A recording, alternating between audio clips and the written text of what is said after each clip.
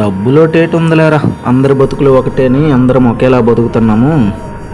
అందరికీ ఆ 24 గంటలే, అందరం ఈ నేల మీదే బతుకుతున్నాము. అందరి నిద్ర అందరి ఆకలి ఒకటేని అని నువ్వు అనుకుంటున్నావేమో కానీ అస్సలు ఒకటైతే కాదు. అది మాత్రం మర్చిపోకు. అందరి బతుకులు ఒకలాగా ఉండవురా. మనం అనుకుంటాం అందరము ఒకేలా బతికేస్తున్నాం అనేసి, కానీ అందరి బతుకులు అయితే ఒకటి కాదు. మంచి భూతాలే డబ్బున్నోడికి ఎలాగా డబ్బు లేనోడికి ఎలాగ ఉన్నాయి ఒకసారి నీకు చెప్తాను చూడు. ఆకలి ఉంది, దేవుడు సృష్టించి నీ ఆకలే ఉందనుకో, నీ ఆకలి నా ఆకలి ఒకలా తీరుతుందా? ఉన్నోడు ఆకలి ఎలా తెలిసే తీరుతుంది? ఆడి పంచభక్ష పరమాణాల్లో తింటాడు. ఆడి తినగా మిగిలేసింది ఎంతోమంది ఉన్నారు. అదే అంటారు కదా, ఆకలి ఎప్పుడు తీరుతుందిరా?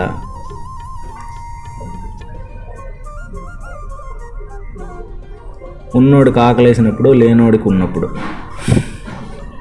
అప్పుడే తీరుతుంది ఆకలి. రెండు, ఈ నేల నీకు నాకు ఒకటే అనుకుంటున్నావేమో. నేల ఒకటే అనేసి నువ్వు అన్నావా, పగిలిపోద్ది. ఎక్కడ పగులుతుందో నీకు తెలుసులే. ఒకడు చచ్చిపోతే ఆడికి సమాధి 2-3 ఎకరాల కట్టాడట. ఇదే నేల మీద నిలబడ్డానికి కూడా చోటు లేని వాళ్ళు కొన్ని కోట్ల మంది ఉన్నారు. వాళ్ళందరూ ఈ నేల మనందరిదిరా, ఈ నేల అంతా ఒకటే అనేసి అంటే ఎక్కడ తంతడో నీకు నాకు తెలుసు. కాలం అంటావా, నీకు ఒకలాగా గడుస్తుంది, నాకు ఒకలాగా గడుస్తుంది, అందరికీ ఒకలాగా గడదు. ఉన్నోడికి వాటికి టైం ఎలా గడిచిపోతుందో కూడా ఆడికి తెలీదు. ఇంకా లేనోడి సంగతి అంటావా, తెల్లవారి 9కి పనికి వెళ్తే ఎప్పుడుకి టైం అయిపోతుందిరా, పని దిగిపోతాను వేగి, కష్టంగా ఉంది, ఏ క్షణం గ్యాప్ దొరుకుతుందా అనేసి ప్రతి క్షణము ఒక నరకంలా గడుపుతాడు.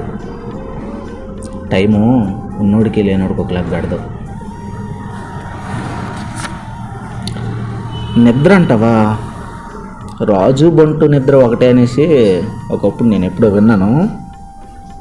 ఒకటని మాత్రం అనుకోకమి,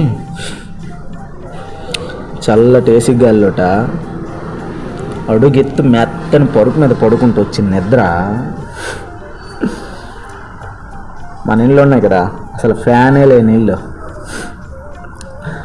అసలు ఫ్యానే లేని ఇంట్లోట పల్చటి సాప వేసుకుని ఈ దోమల్లో కొడుతూ పడుకుంటుంటే వస్తుంది చూడు నిద్ర.